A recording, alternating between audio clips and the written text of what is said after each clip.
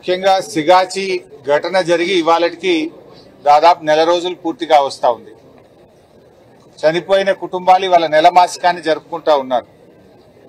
కానీ ఈ ప్రభుత్వం పూర్తిగా నిర్లక్ష్యం వహించి అసలు ఈ ఘటనను తూతూ మంత్రంగా ముగించే ప్రయత్నం చేస్తా ఉన్నారు.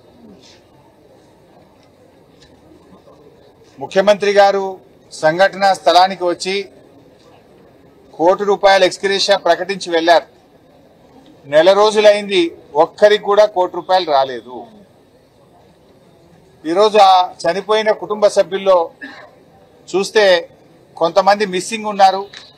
మిస్సింగ్ అనేది ఏం లేదు, కనీసం వాళ్ళ బొక్కలు కూడా దొరకలేదు, కాలి బూడిదైపోయారు. బూడిదైపోతే కనీసం వాళ్ళకి శవాలను కూడా ఇవ్వలేదు. వాళ్ళు పాపం అంతిమ కార్యక్రమాలను కాలిపోయిన బూడిద, ఆ కంపెనీలో కాలిపోయిన బూడిద తీసుకుపోయి కార్యక్రమాలు జరుపుకొని ఆ బూడిదను గోదావరి నదిలో బాసర దగ్గర కలుపుకున్నామని కళ్ళనీళ్లు పెట్టుకుంటా ఉన్నారు. ఇంత హృదయ విదారకమైనటువంటి పరిస్థితి ఉన్నది. ఇవాళ మొత్తంగా చనిపోయినటువంటి వాళ్ళు 54 మంది. ఉమ్మడి ఆంధ్రప్రదేశ్లో మన రాష్ట్రంలో ఎప్పుడూ ఒక కంపెనీలో ఇంతమంది కాలిపోయి మాడి మసైన పరిస్థితి లేదు. 54 కుటుంబాలు చనిపోతే ప్రభుత్వ స్పందన అత్యంత దయనీయంగా ఉంది, బాధ్యతారహిత్యంగా ఉన్నది. ఈరోజు ఇవాళ మేము ఆ కుటుంబాలతో మాట్లాడాం. మన నర్సాపూర్ నియోజకవర్గానికి చెందిన సిల్వేర్ రవి, ఆ కుటుంబం మిస్సింగ్ కుటుంబం, వాళ్ళ ఫ్యామిలీ మెంబర్స్ కిషోర్ అని వాళ్ళ బ్రదర్ ఇన్ లా వచ్చాడు ఇక్కడికి. ఆయన చెప్తున్నాడు, ఎంత తిరిగినా కూడా పట్టించుకోవట్లేదు. అరే మాకు డెత్ సర్టిఫికేట్ ఎప్పుడు ఇస్తారు, ఎక్స్గ్రేషియా ఎప్పుడు ఇస్తారు అని అడిగితే ఎస్ఎల్బీసీ చూడలేదా, ఎస్ఎల్బీసీలో ఇంకా శవమే బయటకు రాలేదు, మీకు బూడిదనైనా దొరికింది, ఏం తొందరపడతారు పోండ్రి అని అత్యంత బాధ్యతారహిత్యంగా అమానవీయంగా మాట్లాడుతున్నారని కిషోర్ అనే అబ్బాయి ఉన్నాడు ఇక్కడే. ఆ కిషోర్ చాలా బాధతో చెప్పడం జరుగుతా ఉంది. అదేవిధంగా సోహెల్ అన్సారీ, జార్ఖండ్ రాష్ట్రానికి చెందినటువంటి వ్యక్తి, వారు కూడా ఇక్కడ ఉన్నారు. చాలా మంది ఉన్నారు కానీ 2-3 ఎగ్జాంపుల్స్ చెప్తాను. నేను బీహార్ నుంచి ఇక్కడికి రావాలంటే వచ్చిపోయినప్పుడల్లా 30,000 ఫ్లైట్ కిరాయి అవుతుంది. మా అమ్మ నాన్న ఒకసారి వచ్చిపోయాడు, నేను ఒకసారి వచ్చాను, వచ్చినప్పుడల్లా 30-40 వేల ఖర్చు అవుతుంది. అసలు ఎప్పుడు ఎక్స్గ్రేషియా ఇస్తారు, ఎప్పుడు డెత్ సర్టిఫికేట్ ఇస్తారు, మాకేం అర్థం కాకుండా ఉన్నది అని చెప్పి అన్సారీ కళ్ళనీళ్లు పెట్టుకుంటున్నటువంటి పరిస్థితి. మొయినుద్దీన్ ఖాన్ అని చెప్పి బీహార్ రాష్ట్రం, మొయినుద్దీన్ ఖాన్ ఇక్కడ ఉన్నాడు.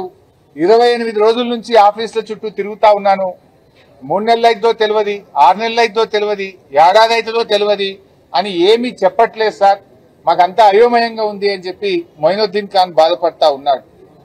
ఆంధ్రప్రదేశ్ రాష్ట్రానికి చెందిన అనిరుద్ అనే అబ్బాయి ఉన్నాడు ఇక్కడ. మా మీద సంతకాలు పెట్టించుకున్నారు, 10 లక్షలు మాత్రం ఇచ్చి ఏం జరిగినా మీదే బాధ్యత అని సంతకాలు పెట్టించుకున్నారు. మిగతాది ఎప్పుడు ఇస్తారు, ఎంత ఇస్తారు అంటే చెప్పట్లేదు. ముఖ్యమంత్రి ₹1 కోటి అన్నాడు, అధికారులు అడిగినా కంపెనీ వాళ్ళని అడిగినా ఎంత ఇస్తారు అంటే చెప్పడం లేదు, ఎప్పుడు ఇస్తారు అంటే చెప్పడం లేదు. మాకేం అర్థమైతలేదు సార్, మమ్మల్ని ఆదుకోండి అని చెప్పి ఆంధ్రప్రదేశ్ చెందిన అనిరుద్ధు ఇక్కడ మాట్లాడుతూ ఉన్నారు.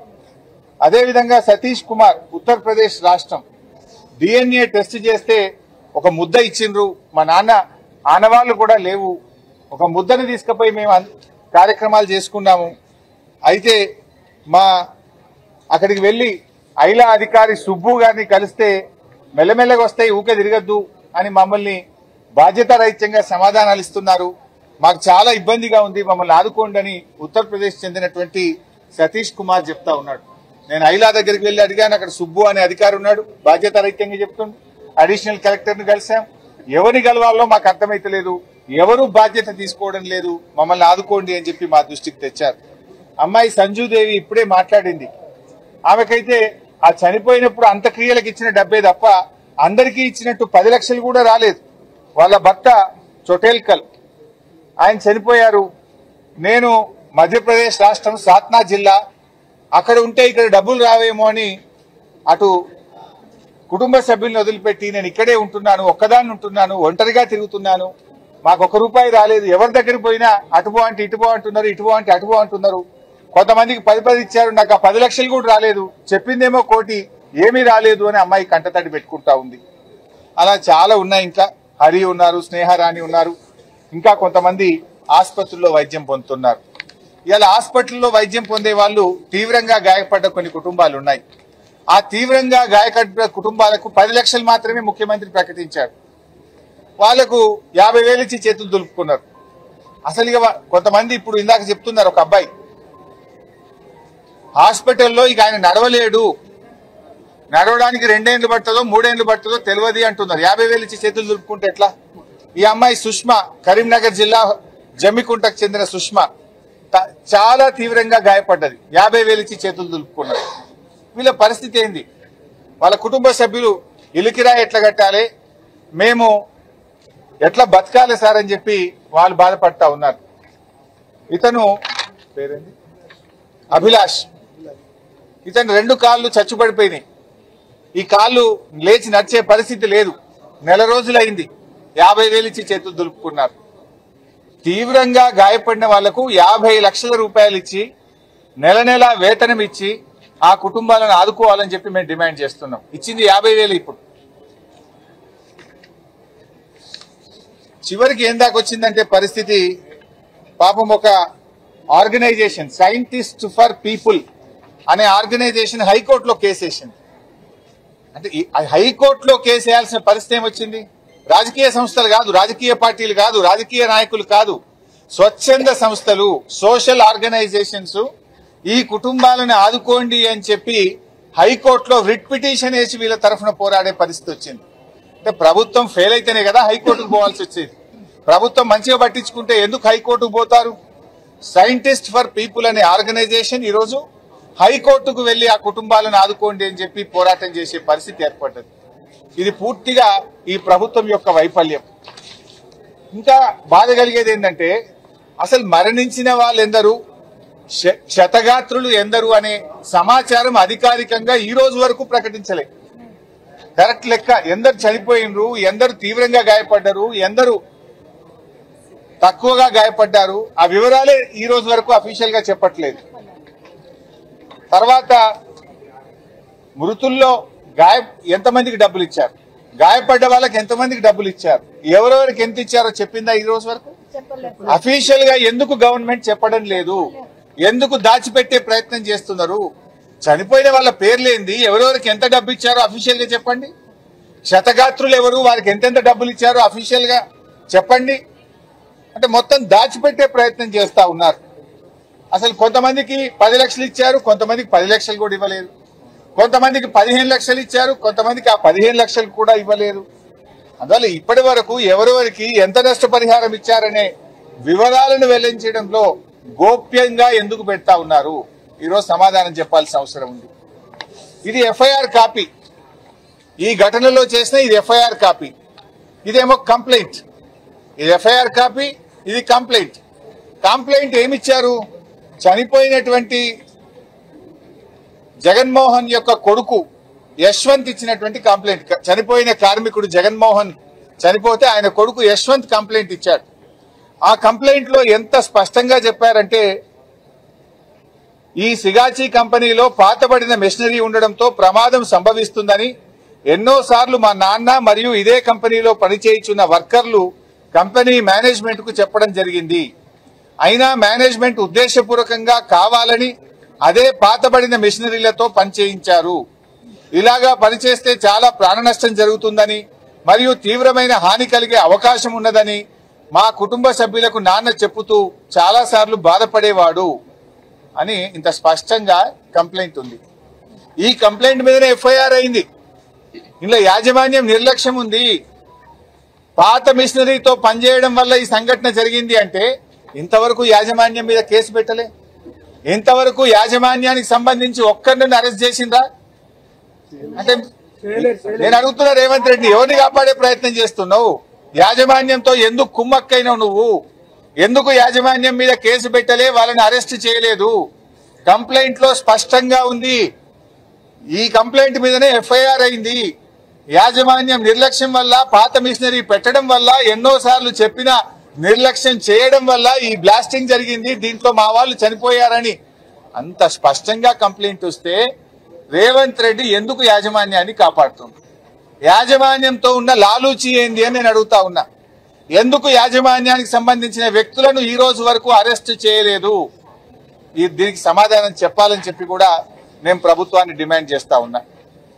మన తెలుగు రాష్ట్రాల్లోనే అతిపెద్ద సంఘటన ఒక కంపెనీలో జరిగిన బ్లాస్టింగ్ లో 54 మంది చనిపోయిన మొదటి ఘటన ఇది. ఇందులో 46 మంది ఏమో చనిపోయినట్టు డిక్లేర్ చేశారు. మరో 8 మంది మిస్సింగ్ అంటారు. మిస్సింగ్ ఏందండి? నాకు అర్థం కాదు. ఏం తమాషా? మిస్సింగ్ ఏంది? బొక్కనే దొరకలేదు, శవమే దొరకలేదు, బూడిద తప్ప ఏమి లేదు. దానికి మిస్సింగ్ అని ఆ కుటుంబాలను ఎందుకు వేధిస్తా ఉన్నారు?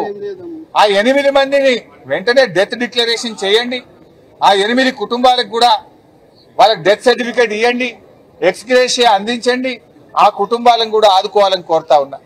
ముఖ్యమంత్రి గారు వచ్చిండు, అది కూడా తెల్లారి మర్నాడు వచ్చిండు. మెల్లగా తెల్లారి వచ్చి మేమందరం కూడా గట్టిగా డిమాండ్ చేస్తే 54 మంది చనిపోతే హైదరాబాద్ పక్కనే ఉంటాడు, అర్ధగంట దూరంలో లేడు ముఖ్యమంత్రి. కానీ తెల్లారి వచ్చి మెల్లగా ఏదో మీడియా ముంగట పోజులు కొట్టిండు, మేనేజ్మెంట్ ను తిట్టినట్టు, మేనేజ్మెంట్ మీద కోపానికి వచ్చినట్టు. మరి మేనేజ్మెంట్ ఎందుకు అరెస్ట్ చేయాలి? మేనేజ్మెంట్ మీద ఎందుకు కేసు పెట్టలే? బిల్డప్ ఇచ్చిపోయినావు నువ్వు, ₹1,00,00,000 ఇస్తా అని అనౌన్స్ చేసిపోయినావు. మా విలేకరులు ఒక్క నిమిషం, విలేకరులు అడిగారు ముఖ్యమంత్రిని, ఈ ₹1,00,00,000 ఎవరిస్తారు? ప్రభుత్వం ఇస్తుందా, కంపెనీ ఇస్తుందా అని అడిగితే ఉల్టా దబాయించిండు రేవంత్ రెడ్డి. విలేకరుల మీద దబాయించి మీరే సాక్ష్యం ఆ రోజు. మీకెందుకండి, ఎవరిస్తే మీకేందండి, మీరెందుకు అడుగుతున్నారు, మేము ఇస్తాం కదా ₹1,00,00,000 అని దబాయించిపోయిండు ముఖ్యమంత్రి. ఉల్టా దబాయించిండు. కానీ ఇంతవరకు ₹1,00,00,000 ఇవ్వలేదు. కంపెనీ వాళ్ళు కూడా ఒక స్టేట్మెంట్ ఇచ్చారు, 15 రోజుల్లో చనిపోయిన కుటుంబాలకు ₹1,00,00,000 ఇస్తామని కంపెనీ కూడా ప్రెస్ రిలీజ్ ఇచ్చింది. కంపెనీ చెప్పిన దానికి దిక్కు లేదు, ముఖ్యమంత్రి చెప్పిన దానికి దిక్కులేని పరిస్థితి ఏర్పడ్డది. అయితే ఇక్కడ ఒక విషయం చెప్పాలి. ముఖ్యమంత్రిగా నా అంత పాలన, నా అంత గొప్పగా ఎవడు చేస్తలేడని మాట్లాడతాడు. నోరిప్పితే అబద్దాలే. ఆంధ్రప్రదేశ్ లో అనకాపల్లిలో ఆగస్టు 20, 2024 నాడు ఇట్లాంటిదే ఒక బ్లాస్ట్ అయింది. మన పక్క రాష్ట్రం ఆంధ్రప్రదేశ్ లో ఆగస్టు 20, 2024 నాడు అనకాపల్లిలో ఒక బ్లాస్ట్ అయి 17 మంది చనిపోయారు, కొంతమంది తీవ్రంగా గాయపడ్డారు. అక్కడ ప్రభుత్వం 3 రోజుల్లో ₹1,00,00,000 వాళ్ళకి ఇచ్చి చేతిలో పెట్టింది. తీవ్రంగా గాయపడితే 50 లక్షలు ఇచ్చింది. తక్కువగా గాయపడ్డ వాళ్ళకి ₹25 లక్షల ఇచ్చింది. 3 రోజుల్లో అందరికీ డబ్బులు ఇచ్చారు. ఇక్కడ నెల రోజులైంది కదా, నెల రోజులైనా ఎందుకు పట్టించుకుంటలేవు మిస్టర్ రేవంత్ రెడ్డి? తీవ్రంగా గాయపడ్డ వాళ్ళకి ఇక్కడ కూడా 50 లక్షలు ఇవ్వండి, ₹25 లక్షల తక్కువగా గాయపడ్డ వాళ్ళకి ఇవ్వండి, చనిపోయిన కుటుంబాలకు వెంటనే ₹1,00,00,000 ఇవ్వండి. అసలు నువ్వు ఇస్తావా, కంపెనీ ఇస్తుందా, ఎవరిస్తారు, ఎప్పుడు ఇస్తారు, ఎన్ని రోజుల్లో ఇస్తారు? ఒక దశ దిశ లేకుండా పోయింది. ఎవరు పట్టించుకోరు, ముఖ్యమంత్రి పట్టించుకోడు, కార్మిక మంత్రి పట్టించుకోరు, ఎవరు కూడా పట్టించుకోక వాళ్ళు అనాథలైపోయినటువంటి పరిస్థితి ఏర్పడ్డది. ఇప్పుడు కరోనా వచ్చినప్పుడు, కరోనా వస్తే మైగ్రెంట్ వర్కర్ల గురించి ఆనాడు కేసీఆర్ గారు పట్టించుకున్నారు.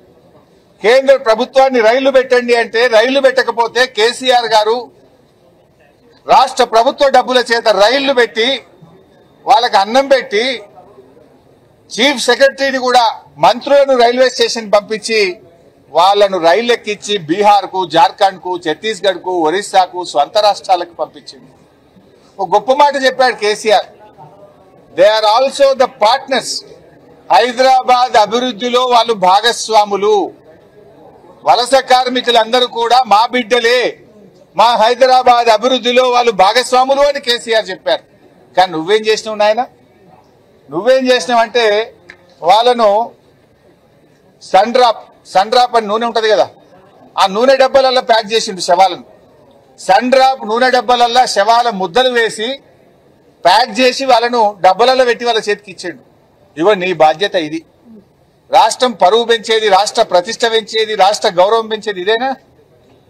డెడ్ బాడీలు పంపడానికి నీకు కట్ట డబ్బలు దొరకలేదా? అట్ట డబ్బలలో పెట్టి పంపుతావు. సన్ డ్రాప్ ఆయిల్ ముద్దలు పెట్టి పంపిస్తావు. కేసీఆర్ ఏమో ఈ రాష్ట్ర గౌరవాన్ని పెంచి వలస కార్మికులు కూడా నా తెలంగాణ అభివృద్ధిలో భాగస్వాములు, ఆ బిడ్డలను నేను కాపాడుకుంటా అని చెప్పి వాళ్ళకు బియ్యం ఇచ్చి అన్నం పెట్టి రైళ్లు పెట్టి స్వస్థలాలకు పెంచి వాళ్ళను కాపాడుకున్నాడు కేసీఆర్. కానీ నువ్వు వాళ్ళు వలస కార్మికులని వాళ్ళకు ఎక్స్గ్రేషియా ఇయ్యవు, కనీసం డెడ్ బాడీలను కట్టడబ్బలలో పెట్టి గౌరవప్రదంగా ఇచ్చి ఇయ్యవు. నువ్వు ఇంత అమానవీయంగా వ్యవహరిస్తావా మిస్టర్ రేవంత్ రెడ్డి అని నేను అడుగుతా ఉన్నా. చాలా దుర్మార్గమైనటువంటి పరిస్థితి. ఇంకో విషయం, నెల రోజులు అయింది, ఇప్పటి వరకు ప్రభుత్వం ఈ ప్రమాద ఘటనకు కారణాలు ఏందో చెప్పిందా? Why this blast has been done, ఈ బ్లాస్ట్ ఎందుకు జరిగింది, దీనికి గల కారణాలు ఏందో ప్రభుత్వం చెప్పదు. హై లెవెల్ కమిటీ వేస్తా అన్నాడు, ఏడవైంది ఆ కమిటీ రిపోర్టు? అందులో ఏమున్నది సీక్రెటు? నెల రోజులైన తర్వాత హై లెవెల్ కమిటీ రిపోర్ట్ బయటకు రాదా? ప్రమాద ఘటనకు జరిగిన కారణాలు కూడా బయటకు రావా? మేనేజ్మెంట్ మీద కేసులు పెట్టరా? చర్యలు తీసుకోరా? ఈరోజు మేము అడుగుతా ఉన్నాం. 54 మంది చావుకు కారణమైన మేనేజ్మెంట్ మీద మర్డర్ కేసు పెట్టి లోపలేయాలనా వద్దా? ఎందుకు ఆలోచించబడ్డావు మేనేజ్మెంట్ తోనే నేను అడుగుతా ఉన్నా. అదేవిధంగా ఇవాళ చనిపోయిన దాంట్లో తెలంగాణ వాళ్ళు 2 ఉన్నారు, ఆంధ్రప్రదేశ్ వాళ్ళు 9 మంది ఉన్నారు, మరో 43 మంది ఉత్తరప్రదేశ్, బీహార్, ఒరిస్సా, వెస్ట్ బెంగాల్, మహారాష్ట్ర, జార్ఖండ్ తదితర రాష్ట్రాల వాళ్ళు ఉన్నారు. ఇది ఎవరైనా ప్రాణం ప్రాణమే కదా, భారతీయులే కదా, వాళ్ళ పట్ల ఎందుకు ఇంత నిర్లక్ష్యంగా ఉన్నావు? సో మేము ప్రభుత్వాన్ని డిమాండ్ చేస్తున్నాం, వెంటనే ₹1 కోటి చనిపోయిన కుటుంబాలకు, మిస్సింగ్ కుటుంబాలకు ఇవ్వండి. తీవ్రంగా గాయపడ్డ వాళ్లకు ₹50 లక్షలు ఇవ్వండి. తక్కువగా గాయపడ్డ వాళ్ళకి ₹25 లక్షలు అందించండి. అందరికీ డెత్ సర్టిఫికెట్, ఎఫ్ఐఆర్ కాపీ, పంచనామా కాపీలు కూడా ఒక ఫోల్డర్ లో పెట్టి ఆ కుటుంబాలకు ఇంటి వద్ద తీసుకుపోయి ఇచ్చిరండి. అదేవిధంగా గతంలో కూడా ఒకసారి ఇక్కడనే సదాశివపేటలో ఒక యాక్సిడెంట్ అయింది, సంగారెడ్డిలో ఒక ఓఆర్ఆర్ మీద యాక్సిడెంట్ అయితే ముస్లిం మైనార్టీలు చనిపోతే ఆ రోజు నేను జిల్లా మంత్రిగా ఉన్న చింత ప్రభాకర్ అన్న నా దృష్టికి తెస్తే 5 లక్షలు ఎక్స్గ్రేషియా ఇచ్చి ఎంఆర్ఓ వాళ్ళ ఇంటికి పోయి పంచనామా, ఎఫ్ఐఆర్, డెత్ సర్టిఫికేట్ ఇంటికి పోయి ఇచ్చి ₹5 లక్షల చెక్ ఇచ్చి వచ్చినాం. మేము రాష్ట్ర ప్రభుత్వం తరఫున సాయం చేసినాం. వారం రోజుల్లో ఇచ్చినాం. నువ్వు నెల రోజులు అయిపోయాయి పట్టించుకోవు. పక్కన ఆంధ్రప్రదేశ్ 3 రోజులు ఇచ్చినా నీకు బుద్ధి రాకపోయా? నీకు ఎందుకు ఈ బాధ్యత ఇచ్చి మళ్ళా అసలు ఒక్కసారి రివ్యూ చేసినవా రేవంత్ రెడ్డి? నెల రోజులు ఆయన, నెల రోజుల తర్వాత ఇప్పుడన్నా రివ్యూ చేసినవా? ఎక్కే విమానం, దిగే విమానం, ఢిల్లీకి పోవడు, ఢిల్లీకి వెళ్ళి చూడు తప్ప ఇంతమంది చనిపోయిండ్రు, వాళ్ళ పరిస్థితి ఏంది, యాక్సిడెంట్ ఎందుకు జరిగింది, ఇటువంటి జరగకుండా చూడాలని ఒక రివ్యూ అన్నా చేసినవా రేవంత్ రెడ్డి అని నేను అడుగుతా ఉన్నా. ఇప్పుడు ఇది ఎంత బాధ అంటే ఈ రేవంత్ రెడ్డి పాలన చాలా గమ్మత్తుకున్నది. ఎస్ఎల్బిసి టనల్ కుప్పకూలిపోయింది, ఆడ 6 డెడ్ బాడీలు అన్నలే ఉన్నాయి. 150 రోజులు అయిపోయాయి. 150 రోజులైనా ఎస్ఎల్బిసి లోపల ఉన్న శవాలు బయటకు రావడం లేదు. చచ్చిండ్రో బతికిండ్రో తెలియదు. 150 రోజులైన బొక్కలు కూడా బయటకు తెకపోతివి. సిగాచి ఘటనలో 8 మంది శవాలు ఇయ్యకపోతివి, బొక్కలు ఇయ్యపోతివి, బూడిద కూడా ఇయ్యపోతివి. ఇది నీ పాలన. ఎంత బాధ్యత రహితంగా ఉన్నావు అంటే ప్రభుత్వము సకాలంలో స్పందించడంలో, ప్రాణాలు కాపాడడంలో రేవంత్ రెడ్డి ప్రభుత్వం వైఫల్యం, మృతదేహాలు అప్పగించడంలో రేవంత్ రెడ్డి ప్రభుత్వం వైఫల్యం, పరిహారం చెల్లించడంలో రేవంత్ రెడ్డి ప్రభుత్వం వైఫల్యం.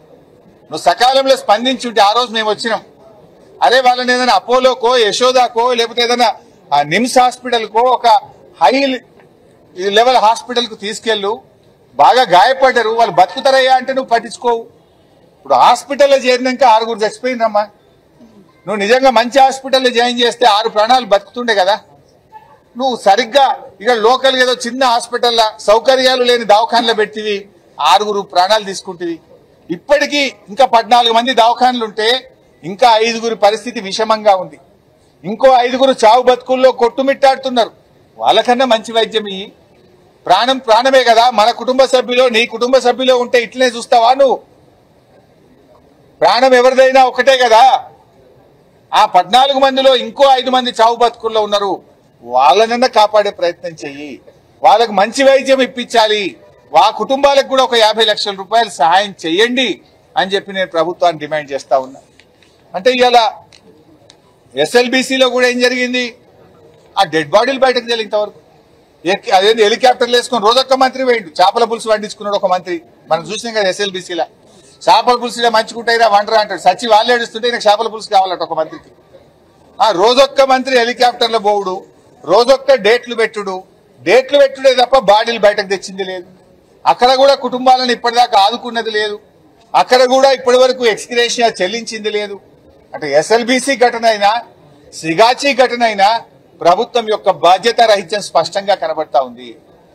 ఆ ప్రాణాలు కాపాడడంలో గాని, శవాలను అప్పగించడంలో గాని, పరిహారం చెల్లించడంలో రేవంత్ రెడ్డి ప్రభుత్వం దారుణంగా విఫలమైపోయింది.